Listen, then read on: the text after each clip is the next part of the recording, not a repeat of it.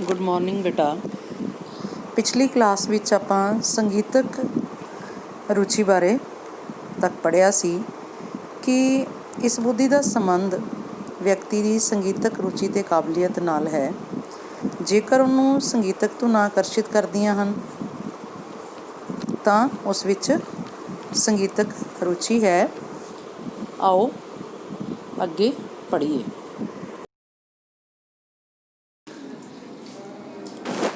ਜੇਕਰ ਕੁਦਰਤੀ ਨਜ਼ਾਰਿਆਂ ਵਿੱਚੋਂ ਆ ਰਹੀਆਂ ਸੂਖਮ ਆਵਾਜ਼ਾਂ ਨੂੰ ਪਕੜਨ ਦੀ ਮੁਹਾਰਤ ਰੱਖਦੇ ਹਾਂ, ਜੇ ਆਪਾਂ ਕੋਈ ਨੈਚੁਰਲ ਸੀਨ ਦੇਖਦੇ ਹਾਂ, ਉਹਦੇ ਵਿੱਚੋਂ ਕੁਛ ਸੂਖਮ ਮਤਲਬ ਗਹਿਰੀ ਕੋਈ ਛੋਟੀ ਛੋਟੀ ਆਵਾਜ਼ ਆ ਰਹੀ ਹੈ, ਉਹਨੂੰ ਪਕੜਨ ਦੀ ਕੋਸ਼ਿਸ਼ ਕਰਦੇ ਹਾਂ। ਉਹ 'ਚ ਸਾਡੀ ਪਰਫੈਕਸ਼ਨ ਹੈ ਕਿ ਸਾਨੂੰ ਉਹਦੇ ਵਿੱਚੋਂ ਵੀ ਸੰਗੀਤ ਸੁਣਾਈ ਦਿੰਦਾ ਹੈ। ਪੰਛੀਆਂ, ਪੱਤਿਆਂ, ਝਰਨਿਆਂ ਦੀਆਂ ਆਵਾਜ਼ਾਂ ਵੱਲ ਵਿਸ਼ੇਸ਼ ਤਵੱਜੋ ਧਿਆਨ ਦਿੰਦੇ ਹਾਂ ਤਾਂ ਸਾਨੂੰ ਆਪਣੀ ਸੰਗੀਤਕ ਬੁੱਧੀ ਦੀ ਕਾਬਲੀਅਤ ਪਹਿਚਾਣ ਲੈਣੀ ਚਾਹੀਦੀ ਹੈ। ਤਾਂ ਸਾਨੂੰ ਇਹ ਪਛਾਣ ਲੈਣਾ ਚਾਹੀਦਾ ਹੈ ਕਿ ਸਾਡੇ ਵਿੱਚ ਸੰਗੀਤਕ ਬੁੱਧੀ ਹੈ, ਅਸੀਂ ਇਸ ਚੀਜ਼ 'ਚ ਪਰਫੈਕਟ ਹਾਂ। ਸੰਗੀਤਕ ਕਲਾ ਦੀ ਮੁਹਾਰਤ ਨੂੰ ਨਿਖਾਰਨ ਸੰਵਾਰਨ ਨਾਲ ਕਿਸੇ ਸਾਜ਼ ਵਜਾਉਣ ਦੀ ਸਿੱਖਿਆ ਲੈਣ ਅਤੇ ਇਸ ਦੇ ਨਾਲ ਨਾਲ ਕਿਸੇ ਇੰਸਟਰੂਮੈਂਟ ਨੂੰ ਵਜਾਉਣ ਦੀ ਸਿੱਖਿਆ ਲੈਣ, ਸਾਹਿਤਕ ਰਚਨਾ ਨੂੰ ਸੰਗੀਤਬੱਧ ਕਰਨਾ। ਜੇ ਕਿਸੇ ਵੀ ਕੋਈ ਸਾਹਿਤਕ ਰਚਨਾ ਹੈ, ਕੋਈ ਕਵਿਤਾ, ਕੋਈ ਮਹਾਂਕਾਵ, ਉਹਨੂੰ ਸੰਗੀਤਬੱਧ ਕਰਨਾ ਹੈ, ਸੰਗੀਤ ਵਿੱਚ ਢਾਲਣਾ ਹੈ, ਗਾਉਣਾ ਹੈ। ਕਿਸੇ ਸਾਜ਼ ਦੀ ਈਜਾਦ ਕਰਨ, ਕਿਸੇ ਇੰਸਟਰੂਮੈਂਟ ਦੀ ਖੋਜ ਕਰਨ, ਸੰਗੀਤਕ ਧੁਨਾਂ ਨੂੰ ਜਿਹੜੇ ਸੰਗੀਤ ਦੀਆਂ ਧੁਨਾਂ ਹੈ ਉਹਨਾਂ ਨੂੰ ਮੌਲਿਕ ਰੂਪ ਵਿੱਚ ਐਜ਼ ਇਟ ਇਜ਼ ਅਸਲੀ ਰੂਪ ਵਿੱਚ ਪੇਸ਼ ਕਰਨ ਦੀ ਮੁਹਾਰਤ ਨਾਲ ਜੁੜਦਿਆਂ ਗੀਤਕਾਰ ਅਤੇ ਸੰਗੀਤਕਾਰ ਦੀਆਂ ਕਲਾਵਾਂ ਨੂੰ ਨਿਖਾਰਨ ਸੰਵਾਰਨ ਵਿੱਚ ਆਪਣੀ ਊਰਜਾ ਸ਼ਕਤੀ ਨੂੰ ਨਿਯੋਜਿਤ ਕਰਨਾ ਚਾਹੀਦਾ ਹੈ। ਤਾਂ ਸਾਨੂੰ ਆਪਣੀ ਊਰਜਾ ਸ਼ਕਤੀ ਨੂੰ ਇਹਨਾਂ ਚੀਜ਼ਾਂ ਵਿੱਚ, ਸੰਗੀਤ ਨਾਲ ਸੰਬੰਧਿਤ ਕਲਾਵਾਂ ਨੂੰ ਨਿਖਾਰਨ ਵਿੱਚ ਆਪਣੀ ਊਰਜਾ ਸ਼ਕਤੀ ਨੂੰ ਲਗਾ ਦੇਣਾ ਚਾਹੀਦਾ ਹੈ। ਨੈਕਸਟ ਹੈ ਸਰੀਰਗਤ ਬੁੱਧੀ। ਇਸ ਬੁੱਧੀ ਦਾ ਸੰਬੰਧ ਵਿਅਕਤੀ ਦੀ ਸਰੀਰਕ ਕਿਰਿਆ ਕੁਸ਼ਲਤਾ ਅਤੇ ਸਰੀਰਕ ਕਿਰਿਆ ਹੁਨਰ ਨਾਲ ਹੈ, ਫਿਜ਼ੀਕਲ ਐਕਟੀਵਿਟੀ ਨਾਲ ਅਤੇ ਪਰਫੈਕਸ਼ਨ ਨਾਲ ਹੈ। ਜੇਕਰ ਸਾਡੀ ਰੁਚੀ, ਸਾਡਾ ਇੰਟਰਸਟ ਨੱਚਣ, ਖੇਡਣ, ਤੈਰਨ ਆਦਿ ਸਰੀਰਕ ਗਤੀਵਿਧੀਆਂ ਨਾਲ ਵਧੀਕ ਸੰਬੰਧਿਤ ਹੈ,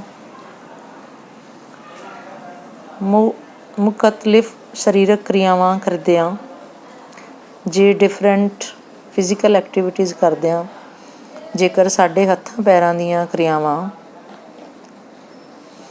ਦਾ ਅੱਖਾਂ ਨਾਲ ਵਿਸ਼ੇਸ਼ ਤਾਲਮੇਲ ਰਹਿੰਦਾ ਹੈ, ਅੱਖਾਂ ਨਾਲ ਇੱਕ ਵਿਸ਼ੇਸ਼ ਲੈਆਤਮਕਤਾ ਬਣ ਜਾਂਦੀ ਹੈ, ਗਰਦਨ, ਸਿਰ ਅਤੇ ਹੱਥਾਂ ਪੈਰਾਂ ਵਿਚਕਾਰ ਲੈਅਬੱਧਤਾ ਨਜ਼ਰ ਆਉਂਦੀ ਹੈ।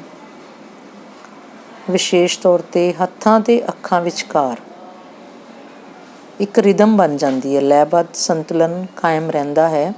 ਤਾਂ ਸਾਡੇ ਵਿੱਚ ਇਸ ਬੁੱਧੀ ਦੀ ਪ੍ਰਧਾਨਤਾ ਹੈ, ਤਾਂ ਸਾਡੇ ਵਿੱਚ ਸਰੀਰਗਤ ਬੁੱਧੀ ਹੈ, ਬਹੁਤ ਹੈ। ਇਸ ਬੁੱਧੀ ਲਈ ਨਿਰਤ ਕਲਾਵਾਂ ਦੀ ਚੋਣ ਬੇਹੱਦ ਢੁਕਵੀਂ ਹੈ।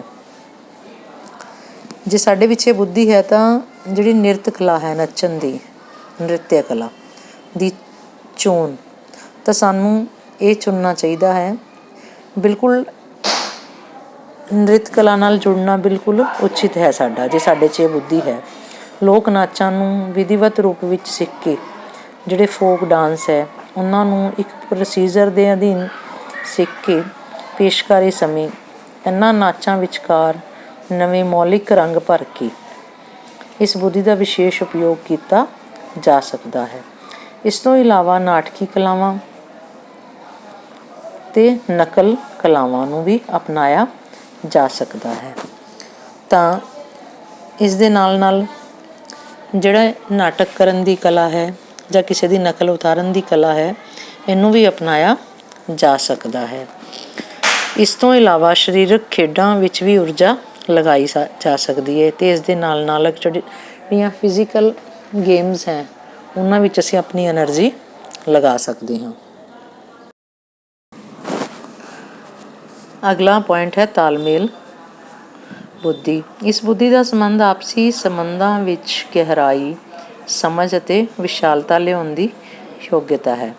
ਮਤਲਬ ਅਸੀਂ ਕਿਸੇ ਨਾਲ ਆਪਣੇ ਸੰਬੰਧ ਕਿੰਨੇ ਗਹਿਰੇ ਕਰ ਸਕਦੇ ਹਾਂ, ਕਿਸੇ ਨੂੰ ਕਿੰਨਾ ਕੁ ਸਮਝ ਸਕਦੇ ਹਾਂ ਅਤੇ ਕਿੰਨਾ ਚੰਗੀ ਤਰ੍ਹਾਂ ਸਮਝ ਸਕਦੇ ਹਾਂ, ਇਸ ਯੋਗਤਾ ਨਾਲ ਹੈ ਇਸ ਦਾ ਸੰਬੰਧ। ਕਿਸੇ ਦੂਸਰੇ ਵਿਅਕਤੀ ਨਾਲ ਤੁਸੀਂ ਕਿੰਨੇ ਕੁ ਮਧੁਰ ਸੰਬੰਧ ਬਣਾ ਸਕਦੇ ਹੋ, ਮਧੁਰ, ਚੰਗੇ, ਅੱਛੇ। ਕਿਸੇ ਦੂਸਰੇ ਵਿਅਕਤੀ ਨਾਲ ਤੁਹਾਡੇ ਸੰਬੰਧ ਕਿਸ ਤਰ੍ਹਾਂ ਦੇ ਹੈ, ਚੰਗੇ ਸੰਬੰਧ। ਕਿਸੇ ਦੁਆਰਾ ਤੁਹਾਡੀ ਰਾਏ ਦੇ ਖਿਲਾਫ ਬੋਲੇ ਜਾਣ 'ਤੇ ਕਿੰਨਾ ਕੁ ਸ਼ਾਂਤੀ ਅਤੇ ਸਬਰ ਤੋਂ ਕੰਮ ਲੈਂਦੇ ਹੋ। ਤੁਸੀਂ ਕੋਈ ਰਾਏ ਦਿੱਤੀ, ਉਹਦੇ ਖਿਲਾਫ ਜੇ ਕੋਈ ਬੋਲ ਪਿਆ ਤਾਂ ਤੁਸੀਂ ਉਹਨੂੰ ਕਿੰਨਾ ਟੋਲਰੇਟ ਕਰ ਸਕਦੇ ਹੋ, ਤੁਹਾਡੇ 'ਚ ਕਿੰਨੀ ਸ਼ਾਂਤੀ ਨਾਲ ਉਹਨੂੰ ਸੁਣ ਸਕਦੇ ਹੋ, ਕਿੰਨੇ ਸਬਰ ਤੋਂ ਕੰਮ ਲੈ ਸਕਦੇ ਹੋ। ਦੂਜਿਆਂ ਪ੍ਰਤੀ ਬਣਾਈ ਤੁਹਾਡੀ ਰਾਏ ਕਿੰਨੀ ਕੁ ਸਹੀ ਸਾਬਤ ਹੁੰਦੀ ਹੈ।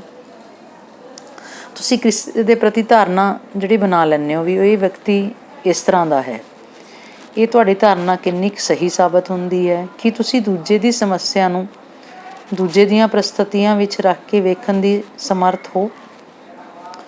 ਕੀ ਤੁਹਾਡੇ ਵਿੱਚ ਇੰਨੀ ਸਮਰੱਥਾ ਹੈ, ਇੰਨੀ ਐਫੀਸ਼ੀਐਂਸੀ ਹੈ ਕਿ ਤੁਸੀਂ ਕੋਈ ਹੋਰ ਵਿਅਕਤੀ ਜਿਹੜਾ ਕਿਸੇ ਸਮੱਸਿਆ ਨਾਲ ਜੂਝ ਰਿਹਾ ਹੈ, ਉਹਦੀ ਪਰਿਸਥਿਤੀਆਂ ਨੂੰ ਸਮਝ ਸਕੋ, ਉਹਦੀ ਸਮੱਸਿਆ ਨੂੰ ਸਮਝ ਸਕੋ ਅਤੇ ਦੇਖ ਸਕੋ ਕਿ ਉਹਦੀਆਂ ਸਮੱਸਿਆਵਾਂ ਕਿੰਨੀਆਂ ਹੈ। ਕਿ ਤੁਹਾਡੇ 'ਚ ਇੰਨੀ ਸਮਰੱਥਾ ਹੈ ਕਿ ਦੂਜੇ ਦੇ ਵਿਚਾਰਾਂ ਨੂੰ ਆਪਣੇ ਵਿਚਾਰਾਂ ਦੇ ਸਮਾਨਾਂਤਰ ਹੀ ਮਹੱਤਵਪੂਰਨ ਜਗ੍ਹਾ ਦੇਣ ਦੀ ਖੁੱਲ੍ਹਦਿਲੀ ਰੱਖਦੇ ਹੋ। ਕਿ ਤੁਹਾਡਾ ਦਿਲ ਇੰਨਾ ਖੁੱਲ੍ਹਾ ਹੈ ਕਿ ਤੁਸੀਂ ਦੂਜੇ ਦੇ ਵਿਚਾਰਾਂ ਨੂੰ ਚੰਗੀ ਤਰ੍ਹਾਂ ਸਮਝ ਸਕੋ, ਕਿ ਤੁਹਾਨੂੰ ਐਂ ਲੱਗੇ ਕਿ ਜੋ ਵਿਚਾਰ ਆਉਂਦੇ ਹੈ ਉਹ ਮੇਰੇ ਵਿਚਾਰਾਂ ਵਾਂਗ ਹੀ ਉਸ ਵਿਅਕਤੀ ਨੂੰ ਕੋਈ ਮੇਰੇ ਵਾਂਗ ਹੀ ਉਸ ਵਿਅਕਤੀ ਨੂੰ ਕੋਈ ਸਮੱਸਿਆ। ਸਮਾਨਾਂਤਰ ਮਤਲਬ ਆਪਣੇ ਵਿਚਾਰਾਂ ਦੇ ਨਾਲ ਉਹਦੇ ਵਿਚਾਰਾਂ ਨੂੰ ਲੈ ਕੇ ਚੱਲਣ ਦੀ ਤੁਹਾਡੇ ਵਿੱਚ ਖੁੱਲ੍ਹਦਿਲੀ ਹੈ। ਸਮਝ ਸਕਦੇ ਹੋ ਕਿ ਹੋਰਨਾਂ ਧਰਮਾਂ, ਜਾਤਾਂ, ਵਿਸ਼ਵਾਸਾਂ ਅਤੇ ਸਮਾਜਾਂ ਪ੍ਰਤੀ ਸਨਮਾਨਜਨਕ ਲਚਕੀਲਾਪਨ ਰੱਖਦੇ ਹੋ। ਕਿ ਤੁਸੀਂ ਆਪਣੀ ਧਰਮ ਦੇ ਨਾਲ ਨਾਲ ਹੋਰ ਧਰਮ, ਜਾਤ, ਵਿਸ਼ਵਾਸ ਅਤੇ ਹੋਰ ਸਮਾਜ ਦੇ ਲੋਕਾਂ ਪ੍ਰਤੀ ਤੁਹਾਡੇ 'ਚ ਫਲੈਕਸੀਬਿਲਿਟੀ ਹੈ, ਉਹਨੂੰ ਸਨਮਾਨ ਦੇ ਸਕਦੇ ਹੋ ਤੁਸੀਂ ਜਿੰਨਾ ਆਪਣੇ ਧਰਮ ਨੂੰ ਦਿੰਦੇ ਹੋ, ਜਿੰਨਾ ਆਪਣੀ ਜਾਤ ਨੂੰ ਦਿੰਦੇ ਹੋ। ਕਿ ਕਿਸੇ ਕੰਮ ਵਿੱਚ ਦੂਜਿਆਂ ਦੇ ਸਹਿਯੋਗ ਨੂੰ ਉਤਸ਼ਾਹਿਤ ਕਰਦੇ ਹੋ। ਜੇਕਰ ਇਹਨਾਂ ਸਵਾਲਾਂ ਦੇ ਜਵਾਬ ਤੁਹਾਡੇ ਅੰਦਰੋਂ ਹੀ ਹਾਂ ਵਿੱਚ ਨਿਕਲਦੇ ਹਨ, ਜੇ ਇਹਨਾਂ ਸਾਰੇ ਸਵਾਲਾਂ ਦੇ ਜਿਹੜੇ ਉੱਤਰ ਹੈ ਤੁਹਾਡੇ ਮਨ ਵਿੱਚ ਪੋਜ਼ੀਟਿਵ ਰੂਪ ਵਿੱਚ ਆਉਂਦੇ ਹਨ, ਤਾਂ ਤੁਸੀਂ ਅੰਤਰ ਵਿਅਕਤੀਗਤ ਭਾਵ ਆਪਸੀ ਤਾਲਮੇਲ ਬੁੱਧੀ ਰੱਖਦੇ ਹੋ। ਤਾਂ ਤੁਹਾਡੇ ਵਿੱਚ ਆਪਸੀ ਤਾਲਮੇਲ ਦੀ ਬੁੱਧੀ ਹੈ। ਤੁਹਾਡੀ ਪ੍ਰਤਿਭਾ ਸਮਾਜੀਕਰਨ ਦੀ ਪ੍ਰਕਿਰਿਆ ਵਿੱਚ ਪਰਿਪੱਕ ਹੈ। ਤਾਂ ਤੁਸੀਂ ਸਮਾਜੀਕਰਨ ਦੇ ਪ੍ਰੋਸੀਜਰ ਵਿੱਚ ਪਰਿਪੱਕ ਮਤਲਬ ਬਿਲਕੁਲ ਸਹੀ ਹੋ। ਇਸ ਬੁੱਧੀ ਅਤੇ ਯੋਗਤਾ ਨੂੰ ਕਲਾ ਦੇ ਖੇਤਰ ਵਿੱਚ ਪ੍ਰਵੇਸ਼ ਕਰਾਉਂਦਿਆਂ ਸਭ ਤੋਂ ਢੁਕਵਾਂ ਉਚਿਤ ਕਲਾ ਕਾਰਜ ਗਲਪ ਅਤੇ ਵਾਰਤਕ ਲੇਖਨ ਕਲਾ ਦਾ ਹੈ। ਤਾਂ ਤੁਸੀਂ ਲੇਖ ਅਤੇ ਫਿਕਸ਼ਨ ਲਿਖਣ ਵਿੱਚ ਤੁਸੀਂ ਪਰਫੈਕਟ ਹੋ। ਲੇਖਨ ਕਲਾ ਵਿੱਚ ਤੁਲਨਾਤਮਕ ਦ੍ਰਿਸ਼ਟੀ ਤੋਂ ਨਿਰਪੱਖ ਹੋ ਕੇ ਕੀਤੀ ਗਈ ਵਿਸ਼ਲੇਸ਼ਣੀ ਪ੍ਰਕਿਰਿਆ ਸਮਾਜ ਸੱਭਿਆਚਾਰ ਲਈ ਅਹਿਮ ਵਰਦਾਨ ਸਿੱਧ ਹੋਏਗੀ। ਲੇਖਨ ਕਲਾ ਦੇ ਖੇਤਰ ਵਿੱਚ ਹੀ ਨਾਟ ਸਾਹਿਤ ਅਤੇ ਰੰਗਮੰਚੀ ਕਲਾ ਨੂੰ ਵੀ ਅਪਣਾਇਆ ਜਾ ਸਕਦਾ ਹੈ। ਨਾਟਕ ਕਲਾ ਅਤੇ ਸਟੇਜ ਨਾਲ ਸੰਬੰਧਿਤ ਜਿਹੜੀ ਆਰਟ ਹੈ ਉਹਨੂੰ ਵੀ ਅਪਣਾਇਆ ਜਾ ਸਕਦਾ ਹੈ। ਸਮਾਜਿਕ ਬੁੱਧੀ ਹੋਣ ਸਦਕਾ ਲਿਖਤ ਕਲਾਵਾਂ ਵਿੱਚ ਸਮਾਜਿਕ ਮੁੱਦਿਆਂ ਅਤੇ ਵਿਅਕਤੀਗਤ ਵਿਚਾਰਾਂ ਸੁਝਾਵਾਂ ਉੱਪਰ ਵਾਰਤਕ ਅਤੇ ਵਿਅੰਗ ਲਿਖੇ ਜਾ ਸਕਦੇ ਹਨ। ਜੇ ਤੁਹਾਡੇ ਵਿੱਚ ਸਮਾਜ ਨੂੰ ਸਮਝਣ ਦੀ ਬੁੱਧੀ ਹੈ ਤਾਂ ਤੁਸੀਂ ਸਮਾਜਿਕ ਮੁੱਦਿਆਂ 'ਤੇ ਲਿਖ ਸਕਦੇ ਹੋ।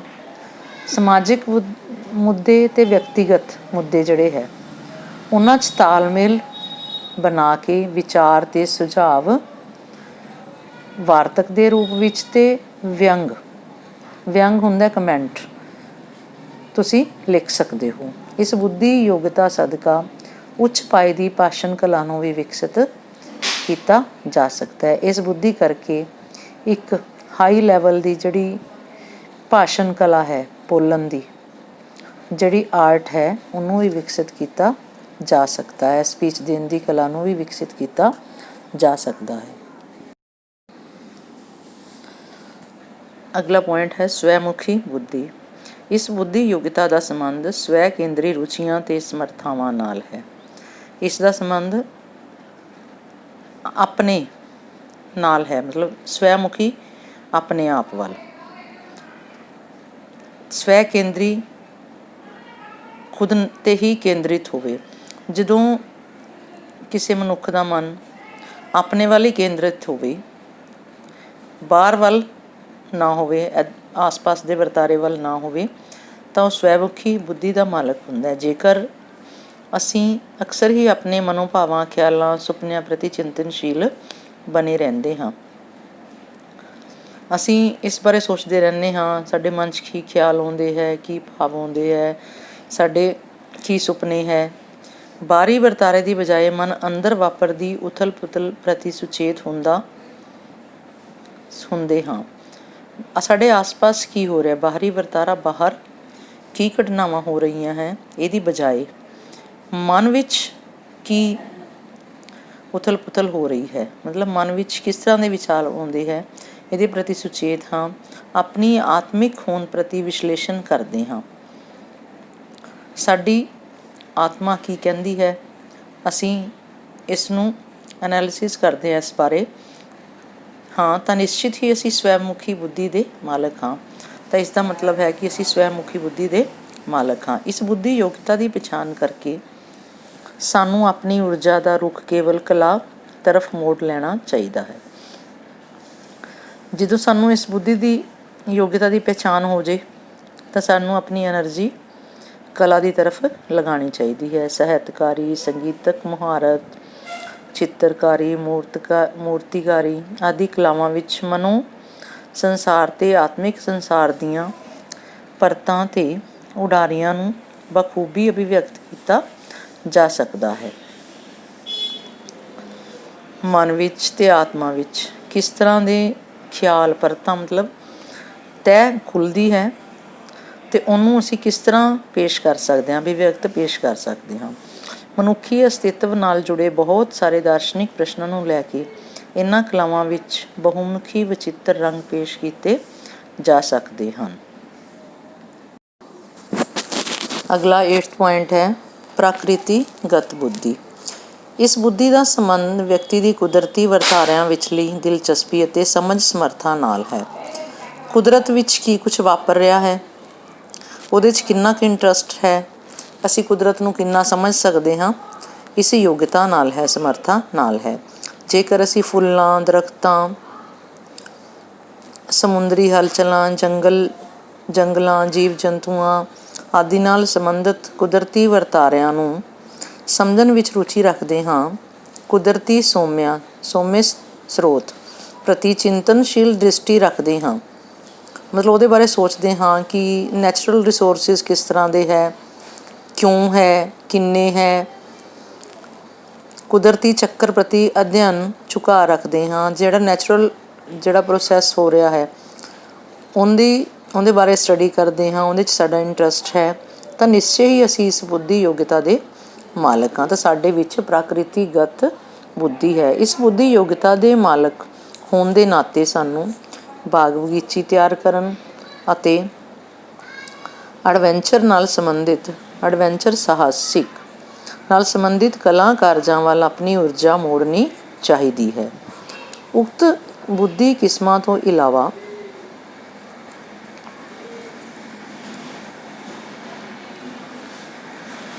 ਗਾਰਡਨਰ ਨੇ ਆਪਣੀ ਅਗਲੇਰੀ ਅਧਿਐਨ ਸ਼ੋਧ ਕਰਦਿਆਂ ਧਾਰਮਿਕ, ਅਧਿਆਤਮਿਕ ਅਤੇ ਨੈਤਿਕ ਬੁੱਧੀ ਦੀਆਂ ਕਿਸਮਾਂ ਦਾ ਵੀ ਖੁਲਾਸਾ ਕੀਤਾ ਹੈ। ਇਸ ਦੇ ਨਾਲ ਨਾਲ ਧਾਰਮਿਕ ਅਤੇ ਸਪਿਰਿਚੁਅਲ ਔਰ ਮੋਰਲ ਜਿਹੜੀ ਬੁੱਧੀ ਹੁੰਦੀ ਹੈ ਉਹਦਾ ਵੀ ਬਾਰੇ ਦੱਸਿਆ ਹੈ ਗਾਰਡਨਰ ਨੇ।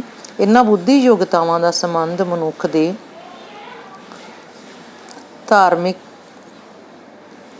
ਅਤੇ ਨੈਤਿਕ ਮੁੱਲਾਂ ਨਾਲ ਹੈ। ਇਹ ਬੁੱਧੀ ਯੋਗਤਾ ਮਨੁੱਖ ਨੂੰ ਚੇਤਨਾਤਮਕ ਵਿਕਾਸ ਅਤੇ ਸ਼ੁੱਧੀਕਰਨ ਦੇ ਕਾਰਜਾਂ ਵੱਲ ਪ੍ਰੇਰਦੀ ਹੈ।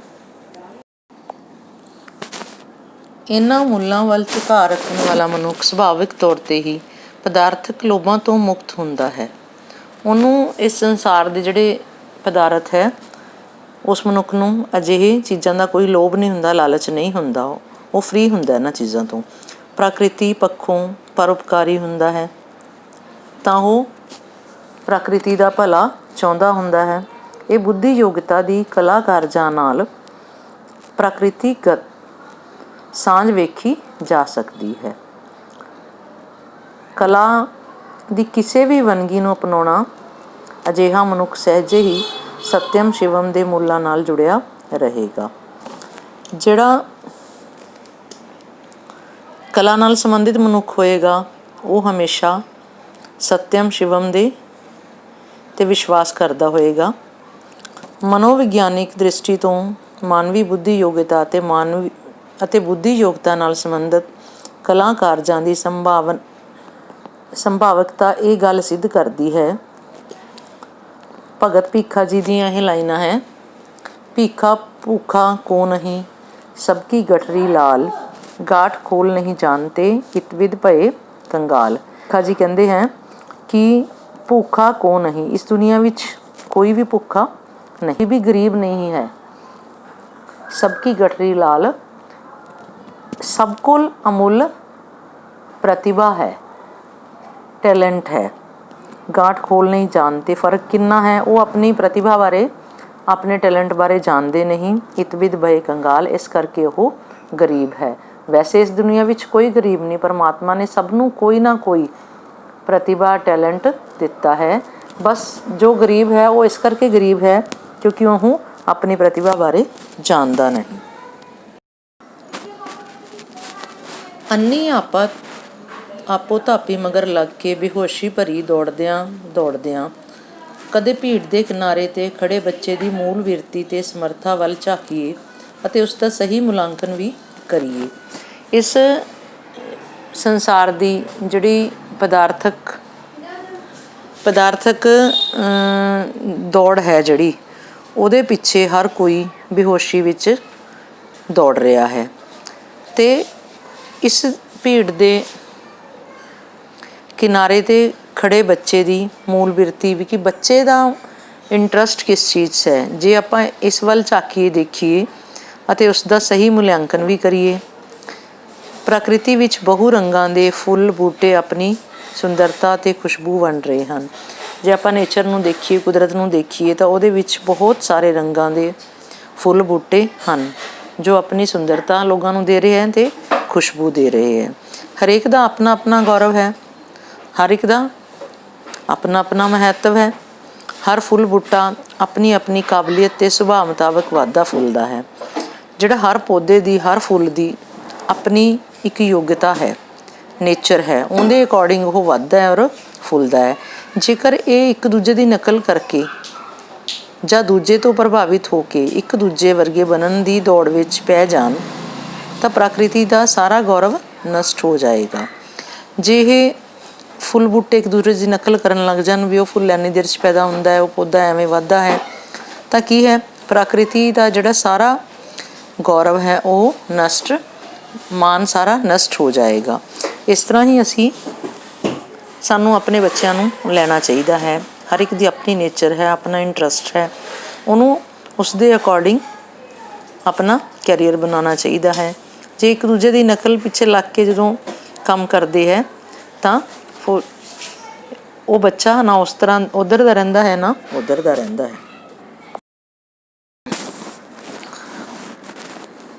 ਸਪੀਅਰਮੈਨ ਤੇ ਗਾਰਡਨਰ ਤੱਕ ਦੇ ਮਨੋਵਿਗਿਆਨਕਾਂ ਨੇ ਖੋਜ ਕਾਰਜ ਇਸ ਪੱਖ ਤੋਂ ਉਤਸ਼ਾਹੀ ਹਾਮੀ ਭਰਦੇ ਹਨ ਕਿ ਮਨੁੱਖ ਦੀ ਬੁੱਧੀ ਅਤੇ ਜਨਮਜਾਤ ਰੁਚੀਆਂ ਵਿੱਚ ਬੁਨਿਆਦੀ ਭਿੰਨਤਾਵਾਂ ਅਤੇ ਵਿਲੱਖਣਤਾਵਾਂ ਮੌਜੂਦ ਹੁੰਦੀਆਂ ਹਨ। ਗਾਰਡਨਰ ਔਰ ਸਪੀਅਰਮੈਨ, ਉਹਨਾਂ ਨੇ ਰਿਸਰਚ ਕੀਤੀ ਤਾਂ ਉਹ ਦੱਸਦੇ ਹਨ ਕਿ ਹਰੇਕ ਮਨੁੱਖ ਜਨਮ ਤੋਂ ਲੈ ਕੇ ਮਤਲਬ ਹਰੇਕ ਮਨੁੱਖ ਦਾ ਜਨਮ ਇੱਕ ਅਲੱਗ ਤਰ੍ਹਾਂ ਦੀ ਬੁੱਧੀ ਔਰ ਰੁਚੀ ਨਾਲ ਹੁੰਦਾ ਹੈ। ਉਹਨਾਂ 'ਚ ਵਿਭਿੰਨਤਾਵਾਂ ਵੀ ਹੁੰਦੀਆਂ ਔਰ ਵਿਲੱਖਣਤਾਵਾਂ ਵੀ ਮੌਜੂਦ ਹੁੰਦੀਆਂ, ਡਿਫਰੈਂਟ ਹੁੰਦੀਆਂ। ਇਹਨਾਂ ਸਮਰਥਾਵਾਂ ਅਤੇ ਯੋਗਤਾਵਾਂ ਨੂੰ ਸਮਾਂਤਰ ਤੌਰ 'ਤੇ ਸਵੀਕ੍ਰਿਤੀ ਦੇ ਕੇ ਗੌਰਵਤਾ ਪ੍ਰਦਾਨ ਕਰਨੀ ਚਾਹੀਦੀ ਹੈ। ਇਹ ਮੰਨ ਲੈਣਾ ਚਾਹੀਦਾ ਹੈ ਕਿ ਹਰ ਮਨੁੱਖ 'ਚ ਅਲੱਗ ਤਰ੍ਹਾਂ ਦੀ ਸਮਰੱਥਾ ਹੈ, ਯੋਗਤਾ ਹੈ। ਇਹਨਾਂ ਦੋਨਾਂ ਚੀਜ਼ਾਂ ਨੂੰ ਨਾਲ ਨਾਲ ਲੈ ਕੇ ਚੱਲਣਾ ਚਾਹੀਦਾ ਹੈ।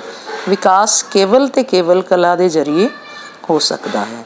ਜਿਹੜਾ ਵਿਕਾਸ ਹੈ ਉਹ ਕਲਾ ਦੇ ਦੁਆਰਾ ਹੀ ਹੋ ਸਕਦਾ ਹੈ, ਹੋਰ ਕਿਸੇ ਢੰਗ ਨਾਲ ਨਹੀਂ ਹੋ ਸਕਦਾ।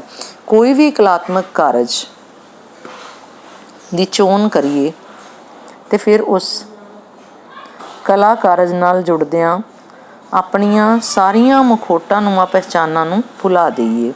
ਕਿਸੇ ਵੀ ਕਲਾਤਮਕ ਕੰਮ ਨਾਲ ਜੁੜ ਜਾਓ, ਉਹਦੀ ਚੋਣ ਕਰੋ, ਫਿਰ ਸਾਰੇ ਜਿਹੜੇ ਬਣਾਵਟੀ ਮਖੌਟਾ ਚੜ੍ਹਾਇਆ ਹੋਇਆ ਬਣਾਉਣ ਦਾ, ਉਹਨਾਂ ਨੂੰ ਭੁਲਾ ਦਿਓ। ਆਪਣੇ ਪਦਾਰਥਕ ਲੋਭਾਂ ਅਤੇ ਭਵਿੱਖੀ ਚਿੰਤਾਵਾਂ ਨੂੰ ਕੁਝ ਸਮੇਂ ਲਈ ਅਲਵਿਦਾ ਆਖ ਕੇ, ਜਿਹੜੇ ਦੁਨਿਆਵੀ ਲੋਭ ਲਾਲਚ ਹੈ ਪਦਾਰਥ ਦਾ, ਧਨ ਦਾ, ਉਹਨਾਂ ਅਤੇ ਭਵਿੱਖ ਵਿੱਚ ਕੀ ਹੋਏਗਾ, ਇਹਨਾਂ ਚਿੰਤਾ ਨੂੰ ਕੁਝ ਸਮੇਂ ਲਈ ਬਾਏ ਕਹੋ, ਅਲਵਿਦਾ ਆਖ ਕੇ ਆਪਣੀ ਕਲਾਤਮਕ ਪ੍ਰਤਿਭਾ ਨੂੰ ਮੌਲਣ ਦਾ ਅਵਸਰ ਦੇਈਏ। ਅਤੇ ਜਿਹੜਾ ਸਾਡੇ ਕਲਾ ਦੇ ਪ੍ਰਤੀ ਸਾਡਾ ਇੰਟਰਸਟ ਹੈ ਉਹਨੂੰ ਅਸੀਂ ਮਾਨੀਏ, ਉਸ ਆਨੰਦ ਨੂੰ ਮਹਿਸੂਸ ਕਰੀਏ ਅਤੇ ਆਪਣੇ ਆਪ ਨੂੰ ਇੱਕ ਮੌਕਾ ਦੇਈਏ। ਛੋਟੇ ਜਿਹੇ ਸਿਰਜਕ ਹੀ ਸਹੀ, ਪਰ ਜੋ ਇਸ ਕਾਰਜ ਵਿੱਚ ਆਨੰਦ ਆਵੇਗਾ ਉਸਦਾ ਸਵਾਦ ਮਹਾਂ ਸਿਰਜਕ ਅਤੇ ਵਿਗਾਸੀ ਖੇੜੇ ਵਰਗਾ ਹੀ ਹੋਵੇਗਾ। ਚਾਹੇ ਇਹਦੇ ਨਾਲ ਅਸੀਂ ਛੋਟੀ ਜਿਹੀ ਹੀ ਸਿਰਜਣਾ ਕਰਨ ਵਾਲੇ ਬਣੀਏ, ਕੁਛ ਬਣਾਉਣ ਵਾਲੇ ਬਣੀਏ, ਪਰ ਇਸ ਕੰਮ ਵਿੱਚ ਜਿਹੜਾ ਆਨੰਦ, ਖੁਸ਼ੀ ਮਹਿਸੂਸ ਹੋਏਗੀ, ਉਸ ਖੁਸ਼ੀ ਦਾ ਸਵਾਦ ਇੱਕ ਮਹਾਂ ਸਿਰਜਣਾ ਦੇ ਬਰਾਬਰ, ਮਹਾਂ ਸਿਰਜਕ ਦੇ ਬਰਾਬਰ ਅਤੇ ਵਿਗਾਸੀ, ਪ੍ਰਫੁੱਲਤ, ਜਿਹਦੇ ਨਾਲ ਮਨ ਬਹੁਤ ਖੁਸ਼ ਹੁੰਦਾ ਹੈ, ਇਸ ਤਰ੍ਹਾਂ ਦੀ ਖੁਸ਼ੀ ਜਿਹਾ ਹੀ ਹੋਵੇਗਾ।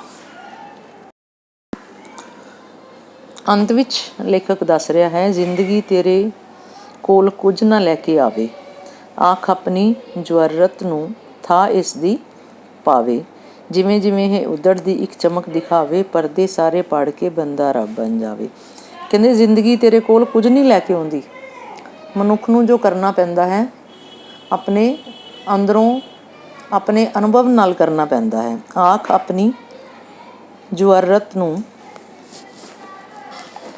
ਤੂੰ ਆਪਣੇ ਸਾਹਸ ਨੂੰ, ਆਪਣੀ ਹਿੰਮਤ ਨੂੰ ਆਖ, ਕਹਿ ਆਪਣੀ ਹਿੰਮਤ ਨੂੰ ਕਿ ਇਸ ਦੀ ਗਹਿਰਾਈ ਨੂੰ ਨਾਪ ਸਕੇ ਜ਼ਿੰਦਗੀ ਦੀ।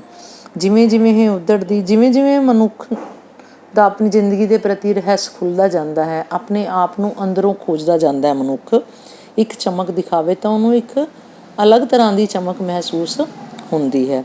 ਪਰਦੇ ਸਾਰੇ ਪਾੜ ਕੇ ਬੰਦਾ ਰੱਬ ਬਣ ਜਾਵੇ। ਅਤੇ ਮਨੁੱਖ ਕੀ ਹੈ, ਸਾਰੇ ਆਪਣੇ ਰਹੱਸਿਆਂ ਦਾ ਭੇਦ ਪਾ ਲੈਂਦਾ ਹੈ ਅਤੇ ਉਹ ਇੱਕ ਮਹਾਂ ਸਿਰਜਕ ਹੋ ਸਕਦਾ ਹੈ ਅਤੇ ਉਹ ਪਰਮਾਤਮਾ ਦੇ ਬਰਾਬਰ ਬਣ ਜਾਂਦਾ। ਮਤਲਬ ਆਪਣੀ ਜ਼ਿੰਦਗੀ ਖੁਦ ਸਵਾਰ ਕੇ ਉਹ ਇੱਕ ਮਹਾਨ ਇਨਸਾਨ ਬਣ ਸਕਦਾ ਹੈ ਜੋ ਰੱਬ ਦੇ ਬਰਾਬਰ ਹੁੰਦਾ ਹੈ। ਮਤਲਬ ਆਪਣੀ ਦੁਨੀਆ ਦਾ, ਆਪਣੀ ਜ਼ਿੰਦਗੀ ਦਾ ਇੱਕ ਨਵਾਂ ਨਿਰਮਾਣ ਕਰ ਸਕਦਾ ਹੈ।